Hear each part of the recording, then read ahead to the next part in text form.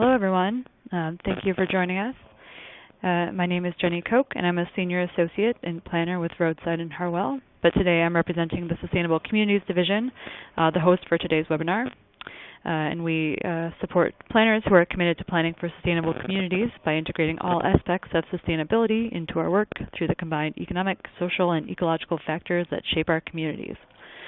Before we get started, I want to apologize for any confusion with the timing of this webinar today, but I'm glad you all were able to join us today, and I'm looking forward to it. Today's webinar is called At the Planning Corner of Land Use and Water, Texas Edition, and we are partnering with the APA Water and Planning Network to present this webinar. And the event is eligible for 1 AICP CM credit for live viewing only.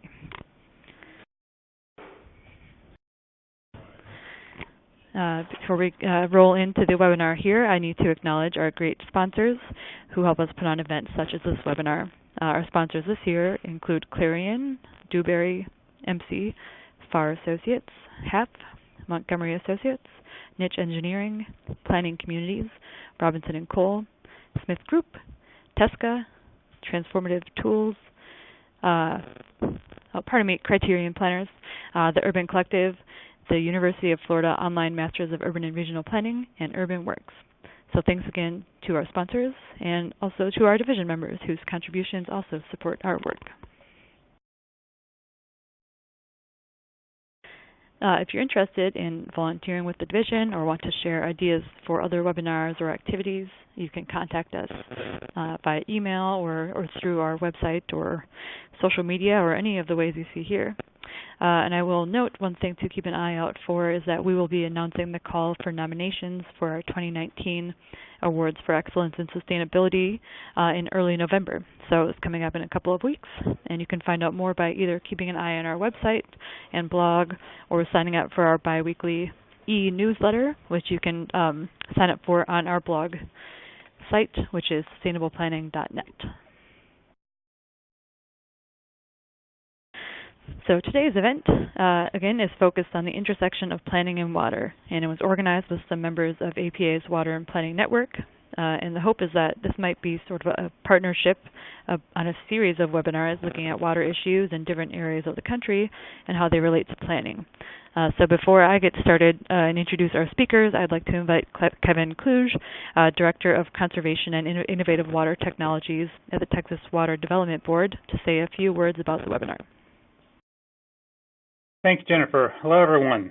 I wanted to take just 1 minute to welcome you to the webinar and to provide a bit of Texas context to what these great speakers will be discussing. Like other states, Texas is a growing state. From a 2010 population of 25 million, the current state water plan is projecting a 2070 population of 51 million, doubling the population. Of course, all of these people and communities will need water. The state water plan projects that if a statewide drought of record were to occur in 2020, the cities and utilities in Texas would be short 511,000 acre-feet. That's roughly 10% of the demand projected at the time.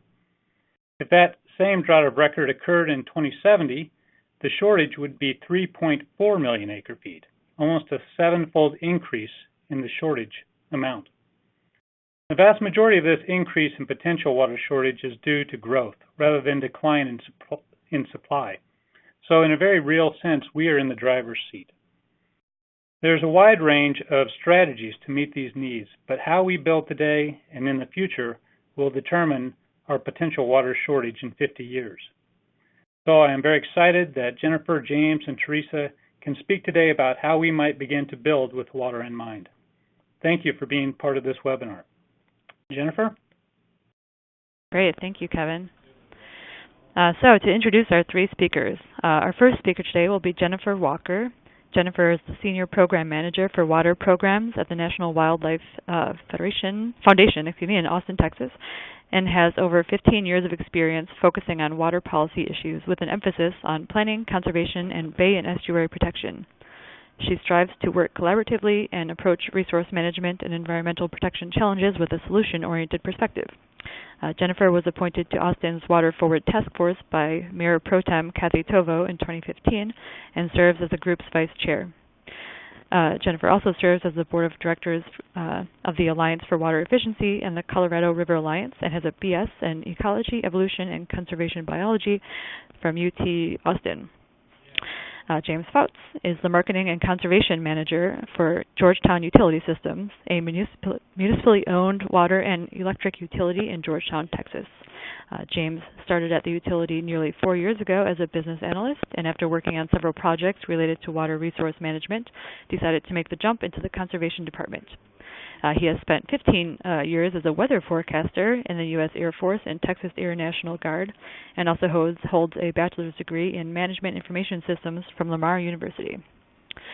As you may have seen, Marisa Flores-Gonzalez from the City of Austin was unable to join us today, but her colleague will be speaking in her place.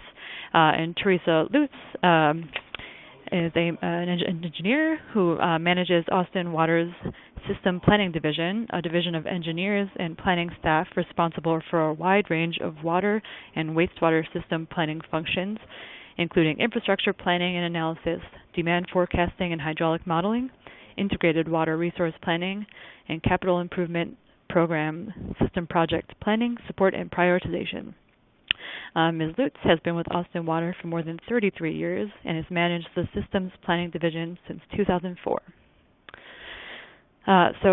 Before we get started here with our three speakers, I'll remind you that you can submit questions via the chat box if you go to the attendee chat, or there's also a built-in Q&A function, which should look like a little speech bubble at the top of your screen. So please feel free to submit questions at any point. If you have any difficulties, seeing the presentation or hearing the presentation, please try opening the webinar using another browser, such as Chrome.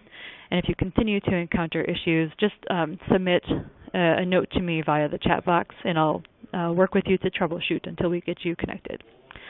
And as a last note, we will be recording this webinar, and we'll have a set of slides available along with the video recording on our website, sustainableplanning.net, in the next couple of days. So with that, I will pass it on to Jennifer to kick us off. Thanks, Jennifer. It's not morning. Good afternoon, everyone. I want to thank Jennifer and Kevin for inviting me to participate in this webinar today. Most of my work centers around working with utilities to advocate for and research sound water management strategies with a focus on reducing overall demand. I work primarily with water resource planners, engineers, decision makers, and scientists on a day-to-day basis. I'm really glad to be part of this webinar and that we're expanding the circle of people that are involved in the scope of activities that fall under the water planning umbrella. It makes sense, and I think that we will get better outcomes as a result. So I really want to thank the American Planning Association for exploring this water thing, and let me see if I can advance this slide, and inviting me to present. So my organization is a partner in the Texas Living Waters Project. We are a collaboration of conservation groups working together to ensure that we always have water for people and the environment. In order to accomplish this goal, we are focused on how we plan for and use water in our communities.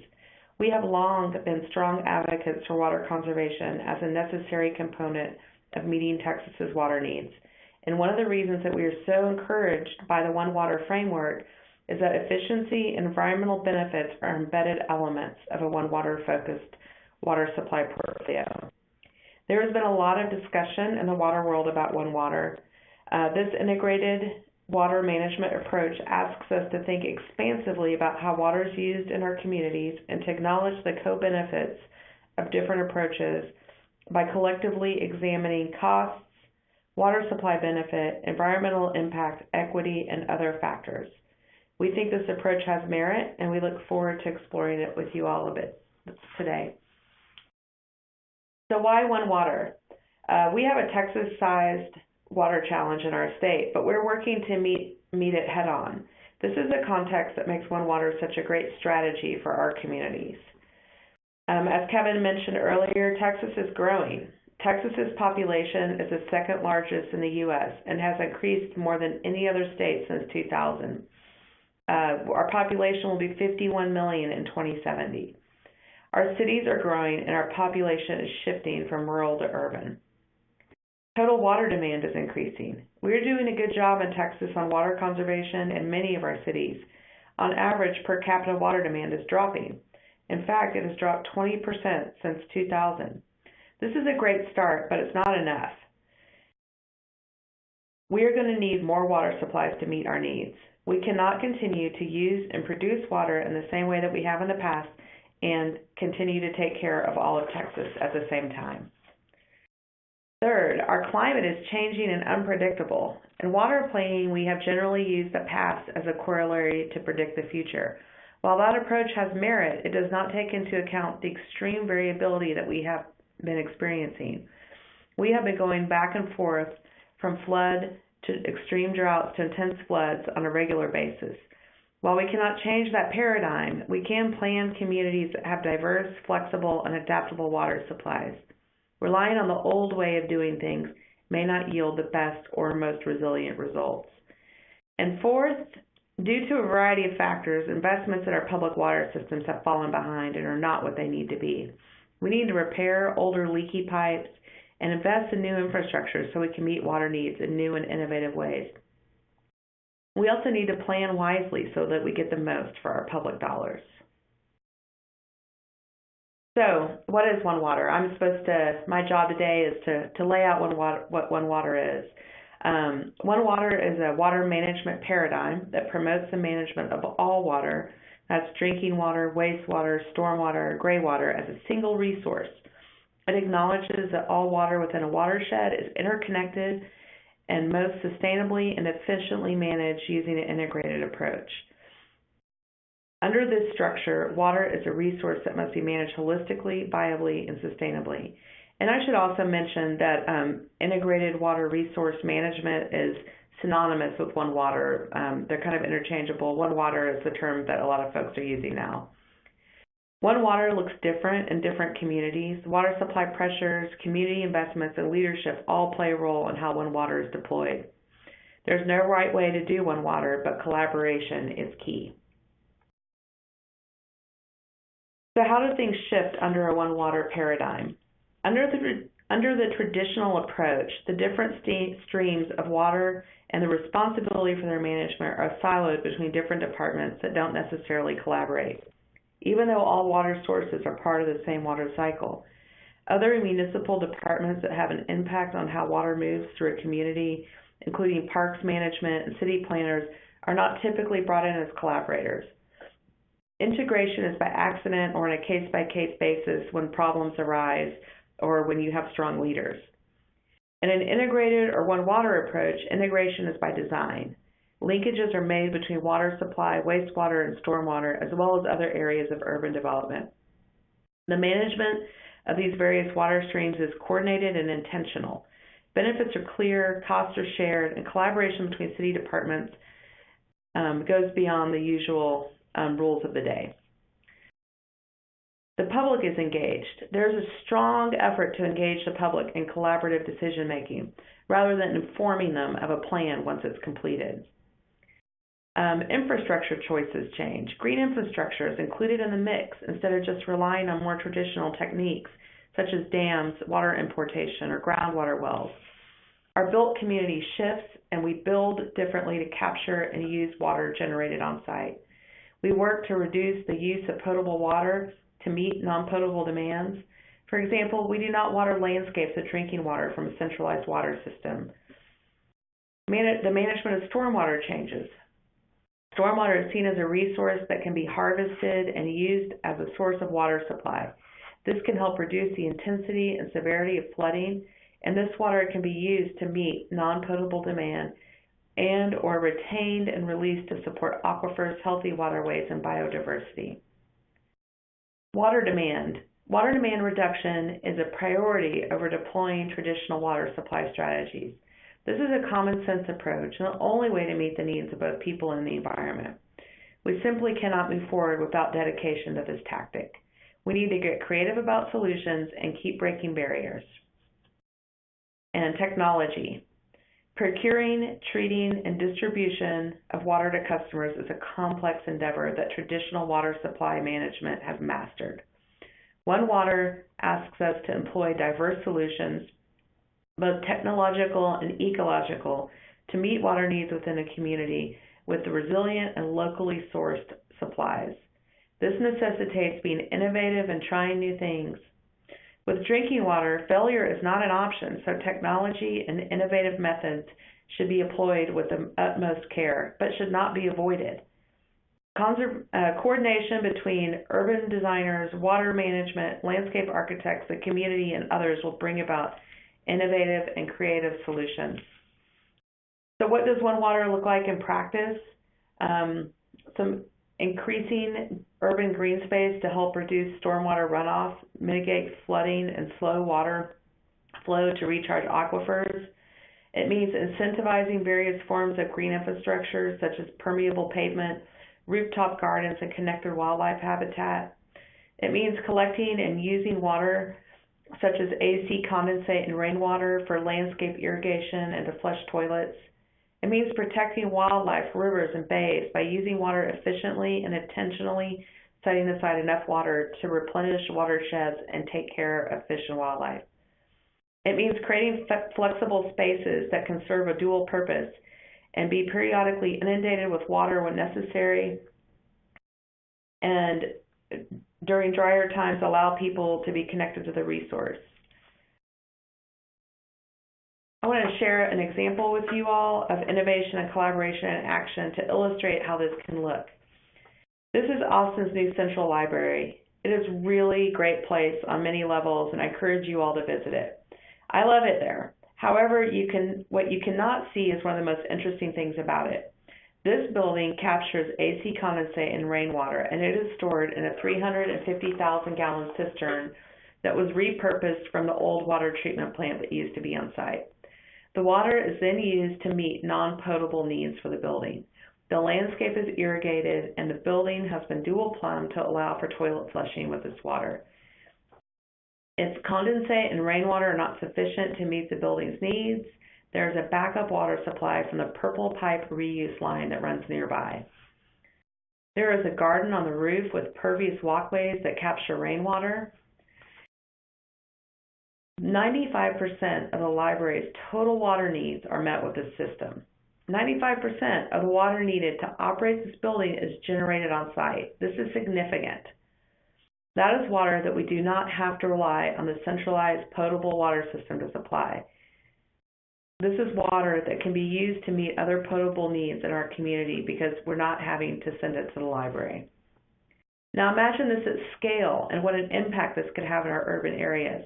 This does not need to be a big, fancy showpiece project like the library. This works in all kinds of buildings. In fact, our county government is building a new civil and family courts building. This will be a 13-story, 430,000 square feet facility. At first, they were going to build it in the way that buildings of this type usually get built.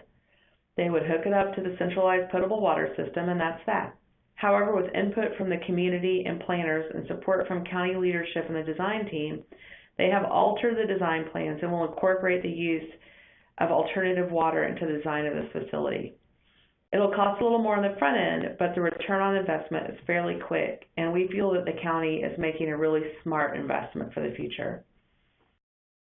I'm excited about employing integrated water practices in our community. We have many of the elements in place already, but in many cases, they are not truly integrating across disciplines and working towards collaborative solutions to meet our water supply challenges. This is hard stuff, and we need champions and leadership in every community to make it happen. I believe that we'll have better outcomes with water resource managers and planners talking to each other and working collaboratively to solve water supply challenges. Is One Water in your community's future? Maybe or maybe not, but whatever the case, every community in Texas owes it to their residents to look at One Water to figure out if it could be a viable solution. Growth, drought, and climate change dictate that resilient water supply options are needed. We think that this water supply approach will be an important step in creating resilient cities, and everybody needs to be on board to make that vision a reality. I just want to point out a couple resources. I want to invite you to visit our website at texaslivingwaters.org. Sign up for a newsletter while you're there, and you'll hear more on this topic and other topics related to water supply management. we definitely produce content that's very germane to this topic that we're talking about today. And this has been mentioned earlier, but I encourage you to join the APA Water and Planning Network. You can find them on LinkedIn. They're a professional forum for the exchange of ideas and planning methods, and operate as a sharing network to connect members. And I also want to point out that the latest report, Planners in Water, was very useful in helping to prepare for this presentation, so I wanted to give attribution to them. And I look forward to hearing from our other speakers today. Thank you. Great. Thank you, Jennifer. Before we go on, I'll apologize. I think I have National Wildlife Foundation, but I'm noticing it should be Federation, so I have it listed incorrectly on a couple of slides. My apologies for that. Let's see here. I'll pass it on to our next speaker, James. All right, thanks, Jennifer. Good afternoon, everyone. Hopefully I can give you a little bit of context for how future land use planning can play into managing water use. We've had a little experience with that, and I'll jump right in. So to go into it, I'm going to give a little background so that there's some context around what I'm talking about, and then kind of how we go about our water planning strategy here in Georgetown, and some of the water efficient land use tactics that we've had to address our water use challenges. And then at the end, I'll close out with kind of what's next for us and what our planning path looks like. So a little background about Georgetown itself. So we are on the northern edge of the Austin Round Rock MSA. So if you're familiar with that area, it's a pretty fast-growing area. All the surrounding communities of Austin are experiencing pretty similar growth to what we're seeing. So right now, we're around 80,000 people in the city and the ETJ, with the build-out being around 240,000 people. The difference with us is that our water utility also serves a much larger area than just the city and the ETJ. So we overlap with some other communities and their ETJs. And so we have to take into account not only the planning efforts of Georgetown, but also these surrounding communities. So when you consider the additional population, we're probably looking at about 350,000 people that we provide water service for. So in general, I thought this was a pretty good way to explain how our water planning takes shape. Future land use planning is really the basis for how we plan our water resources and how we allocate those out. So the planning department here in Georgetown, or some of the other surrounding communities, they all develop these future land use plans, and we consume that information so that we can develop our water master plan. In that water master plan, we take whatever that future land use is, and we start assigning the population densities and what the water requirement would be for those different types of population densities. So single family, mixed use, multifamily, low density, single family, so on and so forth. All of those things go into the water master plan, and then we figure out what that water requirement would be.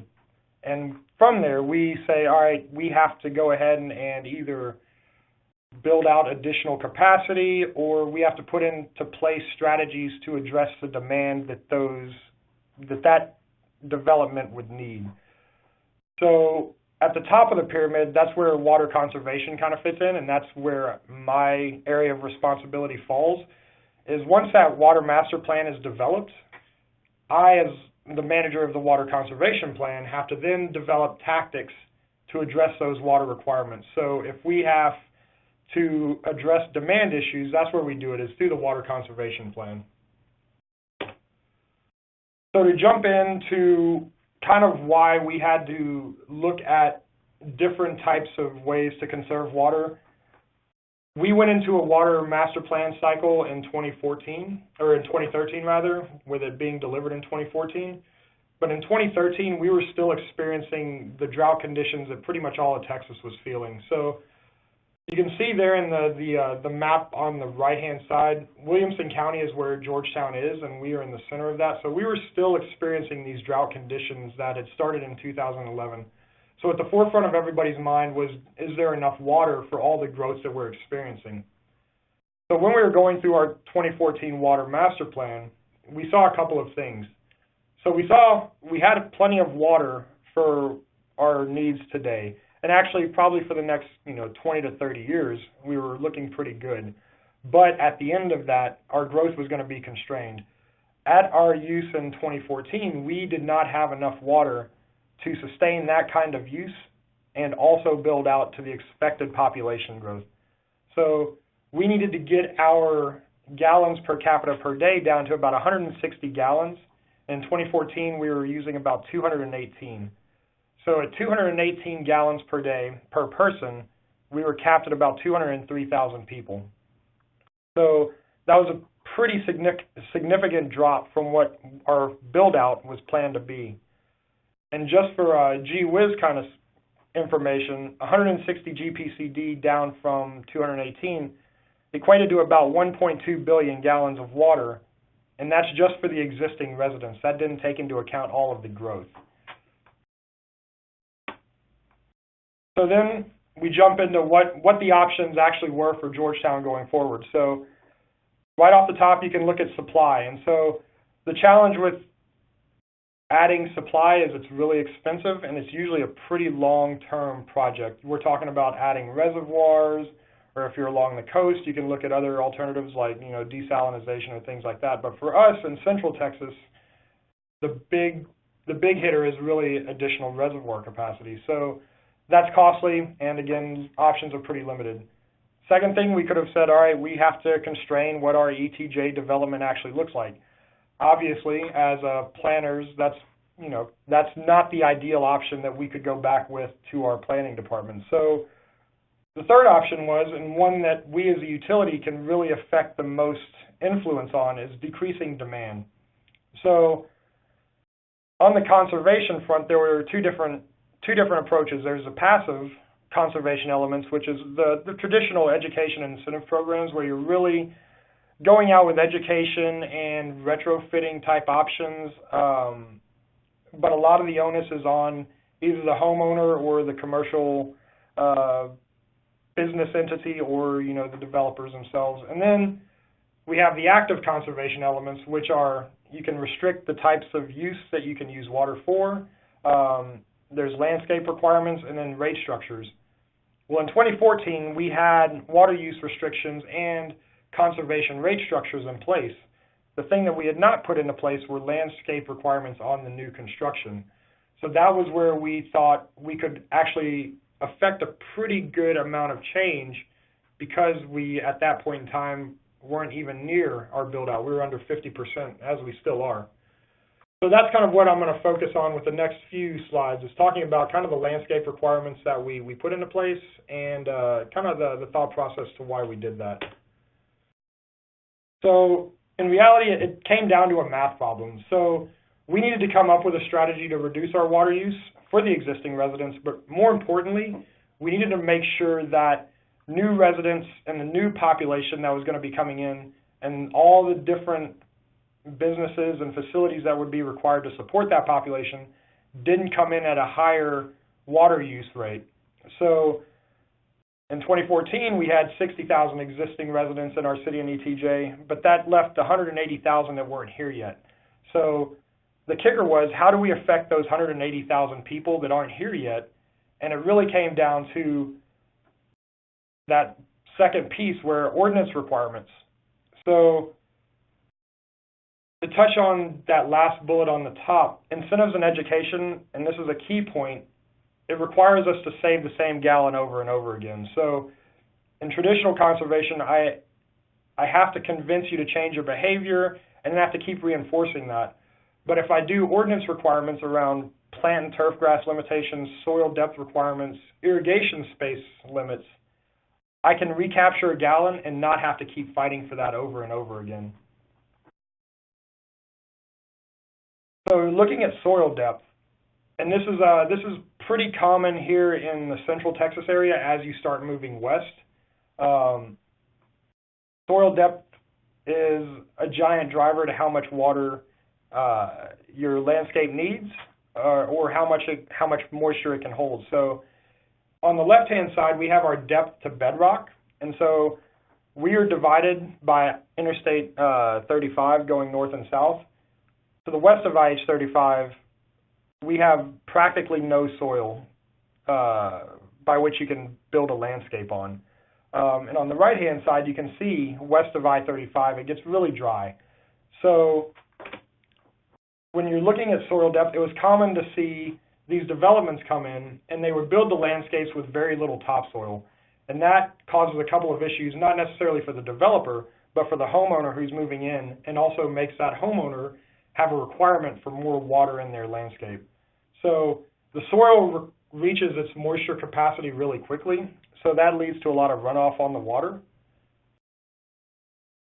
And the soil can't hold enough water to keep from drying out in the summer months. So here in the Austin area, we get to 100 pretty commonly in the summer. So if you don't have enough soil, that soil is going to bake dry pretty quickly. So 6 inches of soil depth provides that moisture capacity to solve both of the problems. The challenge we had when approaching this was that the development community obviously is going to have to bear the cost of making that kind of a change. So there in that little graph below, you can see pretty quickly how much the impact was on the additional soil that would need to be put in on these lots. So if you were adding in an additional 3 inches of soil onto a quarter-acre lot, you're adding essentially $3,000 if you were going to put that much soil on an entire lot. We proposed having a limited irrigation area, which is ultimately what we went with, which brought that cost down to about $1,000. The next piece, and this is probably where we got we saw the most bang for our buck, essentially, was we wanted to put limitations on how much irrigated space residents could actually have on their yards. So in 2014, our average lot size was 11,700 square feet approximately. In 2018, as we've gotten more development in, that started to go down, but we're still around 11,000 feet. So that's a little over a quarter acre a lot. So what we did is we put some limitations on how much irrigated space you could have. And so here I wanted to walk through just a little bit of what that looks like in terms of water savings.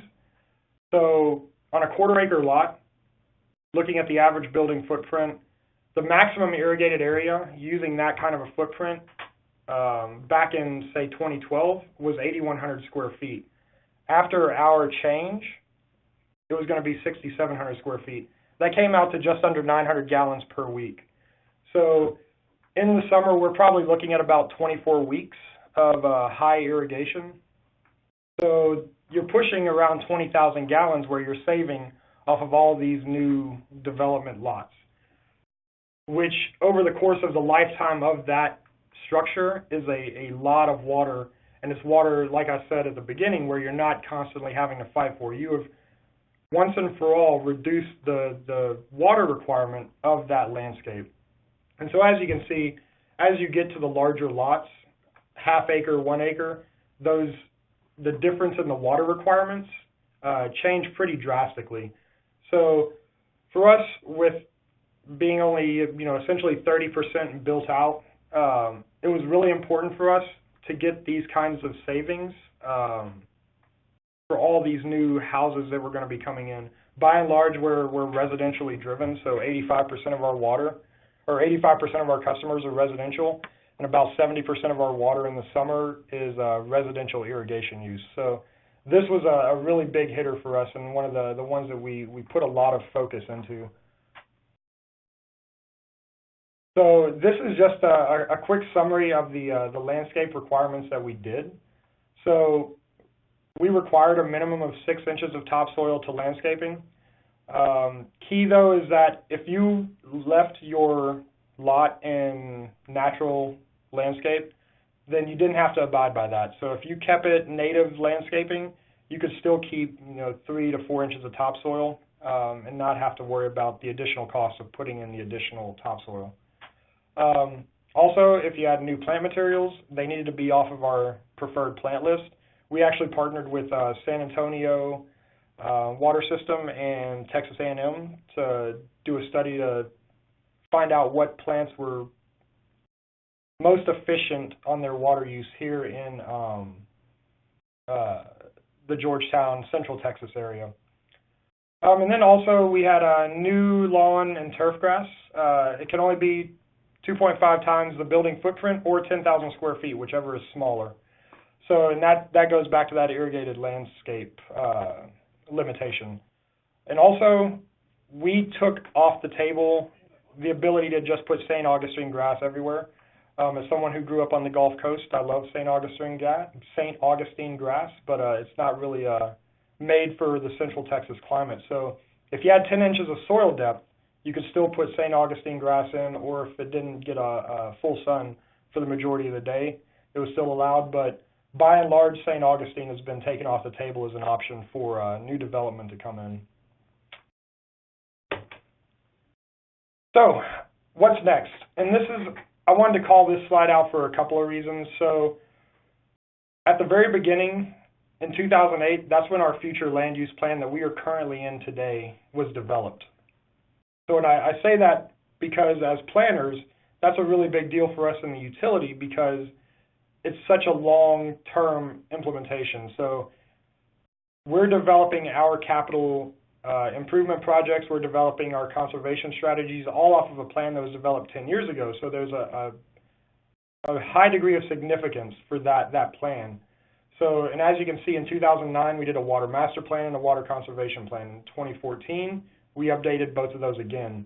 2018, we just redid our water master plan, and then in 2019, we'll do our final water conservation plan, which is taking as an input that 2008 future land use plan. So there's an 11-year gap between the planning effort, our last planning effort in the utility, and the initial planning effort that went into that future land use plan. So we are in the process of updating our future land use plan, which will be official in 2019. And that'll start this whole cycle again where we're updating our water conservation plan and our water master plan every 3 to 5 years. But again, that shows you the significance of how important that future land use planning is, because that is the base for which all of our planning at the utility is built off of. So I know I kind of went through that quickly, and I saw some questions come up, and I think we're going to take those at the end. But if you have any questions for me directly, or if after this webinar is over, you want to reach out directly, there's my contact information, but I'll also be here for questions at the end. Great. Thank you, James. Yeah, please keep sending questions, and we will have hopefully a bit of time there at the end to get them addressed. Our last speaker here I will introduce is Theresa. Thank you, Jennifer, and also thank you, Kevin, for the opportunity to present. Let's see. I'm having difficulty advancing. Okay. So yes, Theresa Lutz here with Austin Water. We have been working on our water forward integrated water resource plan roughly for over the last 3 or so years. What we've been working on, and we're kind of nearing the end of this process, is we've been working to develop a 100-year water plan that reflects our community values. We are working with a council-appointed task force that meets monthly, and we were fortunate to have Jennifer Walker, the previous speaker, Jennifer Walker, as our vice chair of that task force, along with other engaged members. So we've had a great task force to work with. We have lots of community outreach that we've conducted as part of that plan in developing an integrated water resource plan. That's kind of a core part of it, is reflecting our community's values and input. As I said, we're kind of nearing the completion. We're wrapping it up by the end of this year. We're hoping to take it to our city council for approval here soon, within the next month or so. And we're planning then, once we hopefully can get this plan approved, we'll be updating it on a 5-year cycle.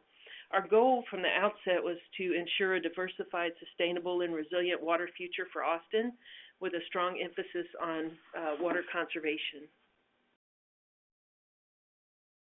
some of the key drivers for Austin's Integrated Water Resource Plan are the extreme drought we experienced from roughly 2007 to 2016. That really changed our thinking about drought and extended the intensity of the droughts that we need to plan for. Also, population growth and development. Not only in Austin are we continuing to experience strong growth and development, but also in the region, and that dovetails in and connects with planning on a regional scale. So we're also looking not only locally but regionally as part of our planning. Then we're also incorporating climate change effects on water supply availability and reliability. That's an important feature of our plan. We've been experiencing what we think climate change effects and on our water supply and also our water demands. And so we're looking at additional changes that might occur into the future and planning for risk and uncertainty around climate change. So we reached out and connected with Dr. Catherine Hayhoe from Atmos Research to help us with our climate change projections and modeling. We've incorporated that information. And also as part of the process, we're working to align with our community's values. Our water supply, just in a quick nutshell, all of our Austin's water comes from the Colorado River and the Highland Lakes. We have a state-granted water rights and also a long-term firm water contract with the Lower Colorado River Authority in an amount of 325,000 acre-feet per year. And last year we used about 149,000 acre-feet. So we have additional supply that we can grow into, but as part of our planning, we needed to make sure that we're looking at the reliability and climate change impacts on that as potential risk management, and also conservation and reuse, things that we could do to help extend those supplies as far out into the future as we can. When looking at our climate change impacts, we're looking at future higher temperatures and increased heavy precipitation at times. So basically, we're seeing the need to plan for more intense and longer droughts punctuated by extreme wet events. So some of our planning has come out of that with some recommendations that we think harmonizes with that possible changing future. So as we mentioned, we're going to be updating our plan on a regular basis and are incorporating adaptive management. So as time goes along, we'll continue to look at this aspect, and we can make changes accordingly. But we have been working to incorporate climate change, and think it's a really important aspect of our planning. Part of our development process, we started back in 2016 with developing the methodology.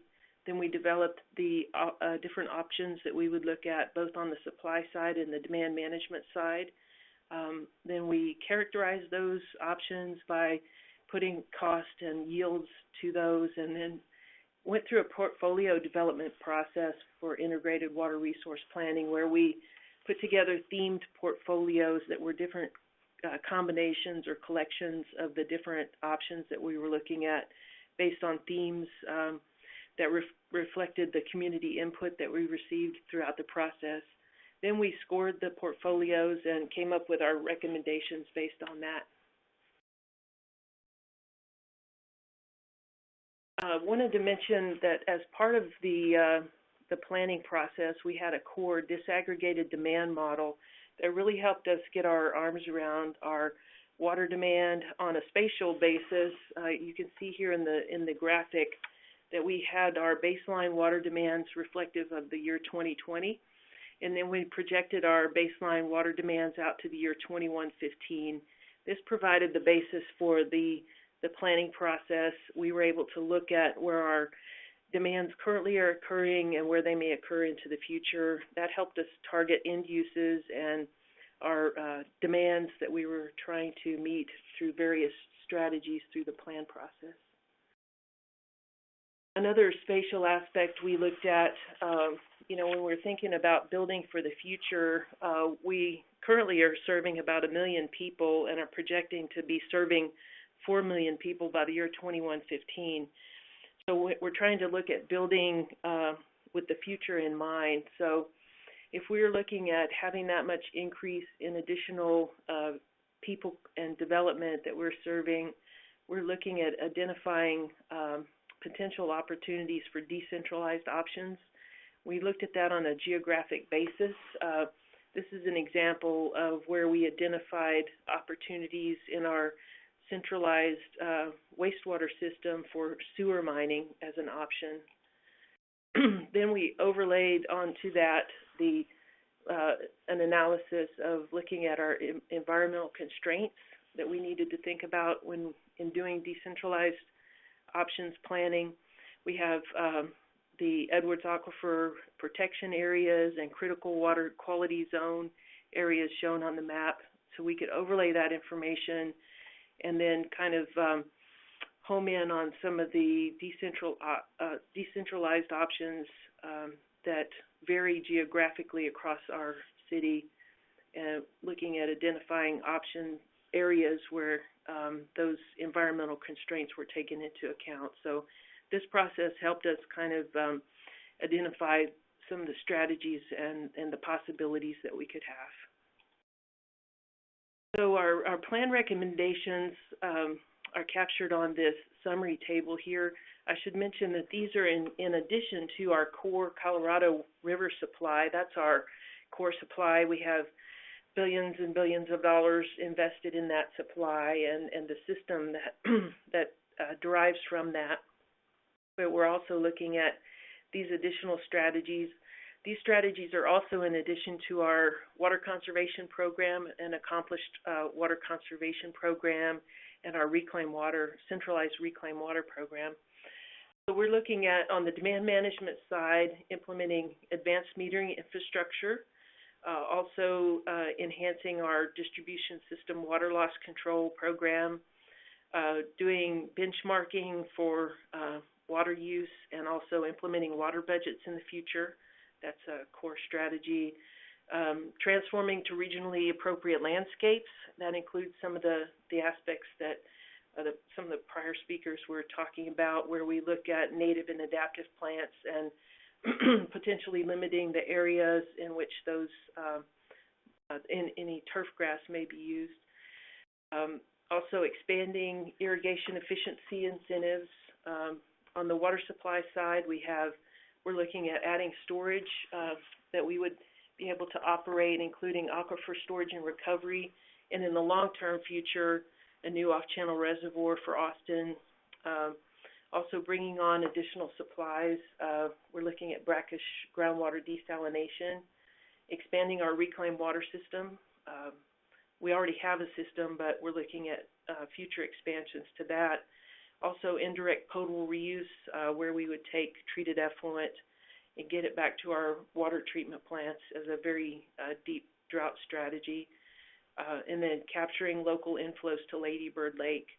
Then if you look on the bottom there, we have some decentralized options which straddle both demand management and supply side options, where we're looking at using on-site or neighborhood scale alternative water sources, targeting the non-potable or non-drinking water end uses, including rainwater, stormwater, wastewater, gray water, and AC condensate.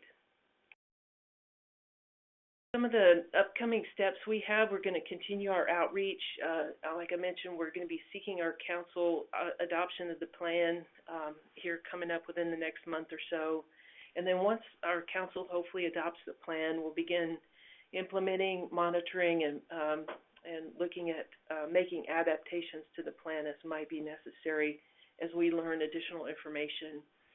Some of the near-term things we'll be doing in terms of codes and ordinances are developing a dual plumbing ordinance, also an ordinance for alternative water use to require alternative water use. Then on the development incentive programs, landscape transformation, and irrigation efficiency, we're also planning to start an aquifer storage and recovery pilot. and then do some additional planning related to the indirect potable reuse strategy. Another next step that we're currently working on, Jennifer Walker mentioned earlier the city's library, which is a great facility, and it makes use of on-site waters, as has been outlined. But this is also another city facility. It's a new City of Austin Planning and Development Center that will be located near the Highland Mall campus of the ACC. It's going to also include an on-site blackwater reuse pilot facility. So folks who are coming there to work on new developments and get permits for new developments will be able to see this. Hopefully we'll be able to showcase how an on-site blackwater reuse system could be used. So we're currently working on that within the next couple of years. But thank you for this chance to present about Water Forward. If you want to look for more information, we have our website. It's austintexas.gov, Water Forward, and information about the plan and our planning process is posted there, including our plan document that goes into a lot more detail than what was kind of provided as an overview here. So thank you very much. Great. Thank you, Theresa. And thank you to all the speakers. We do have some questions here, and I thought I would start with a couple for Theresa, since you're just wrapping up here. There was one clarifying question that I just want to note. Someone asked what AF meant, and I believe it was during your discussion early on in your presentation about Austin's water supply, and it seems it means acre feet. Would that be correct? Yes. It's about 325,000 gallons. Okay. Great, thank you. The other question that came up, there were a few. When you were looking at the water demands, were they disaggregated by type of demand in terms of residential, commercial, and industrial, etc.? Yes, they were disaggregated by all the way down to the end use, so we could estimate how much we're using in each of those different sectors, like residential, multifamily, commercial, by end use like toilet, flushing, or outdoor water use, for example. So we disaggregated it by what we referred to as sector, and then also down to the end use where we could. Okay, great. Regarding your draft plan, did you consider promotion of greater development densities so lot sizes could be smaller? We work in dovetail with our Imagine Austin, our city's comprehensive plan. So in doing some of the demographic estimates of population and employment and so forth, and developing our water demand estimates, I would say some of the city's plans with regard to compact and connected city planning is incorporated in our plan because we've worked to be in harmony with our Imagine Austin plan that does envision a more densely developed downtown area, for example. So we've incorporated that to some extent, but we didn't see that, and we didn't incorporate that specifically as a recommendation related to the water components. But that's the kind of ongoing adaptation that we can look at when we do our planning and our 5-year updates. As planning for land use within the city may change, we'll continue to work to be in harmony with that and incorporate those changes as those may occur in the future. Okay, great. Thank you, Theresa. James, I want to give a couple questions over to you. Looking at your ordinance, did you consider any xeriscape requirements? So as far as xeriscaping requirements, we didn't address any in particular other than, so we have an impervious cover exemption. So if you xeriscape, you can have an additional 7% of impervious cover on your lot. But essentially, that's the only thing we added with regards to xeriscaping. That's through the Unified Development Code. Thank you. Another question was, how do you prohibit people from irrigating, parts of their property? So it depends. So if you are, the ordinance applies to automatic irrigation systems, and it only applies really to those installed after 2014. So if you had a full acre irrigated prior to that, there was no impact on you, essentially. It was mainly geared towards new development, and that's handled through the permitting piece. So when you submit your site plan, which has irrigation design as part of that, that's where that is. You won't get permitted to install an irrigation system which covers more than which is allowed. Thank you for that clarification. Someone noted that they were very interested in the landscape ordinance that you described, and they're wondering if that was adopted by the city of Georgetown or if it was a different city, and where they can find the language of the ordinance itself. Yeah, the ordinance language is actually on our city page in our Code of Ordinances, so georgetown.org, and I can send it over to you, Jennifer, if we want to send it out after. But yeah, it's just in our Code of Ordinances, georgetown.org. It was adopted by our city council. It applies to anybody within our water service territory because we acquired a rural water district, which falls under essentially our Code of Ordinances for water use. But yeah, it was adopted by our city council. Okay, great. Thank you. There's two additional questions, and I think they could be answered by anyone on the panel. One is, do you know if the state of Texas is considering desalinization plants on the coast to plan for water shortages statewide in the future? This is Kevin, and I'll take a shot at that question. The state itself is not looking to build desalination plants. And water supply planning is done at the city or utility level. However, the city of Corpus Christi is continuing to look into a desalination plant. Both the city and a number of other organizations and city of Ingleside down in that area are looking at a desalination plant for future water supply, particularly industrial water supply, but they're looking into that. Great, thanks. I think there was one question about whether the presentation will be available, and I will say yes, we'll have both a recording of this event and the slides up on our website, sustainableplanning.net, probably in the next couple of days. And then the last question I would give is, do you think Texas should prohibit more water parks from opening up in the state?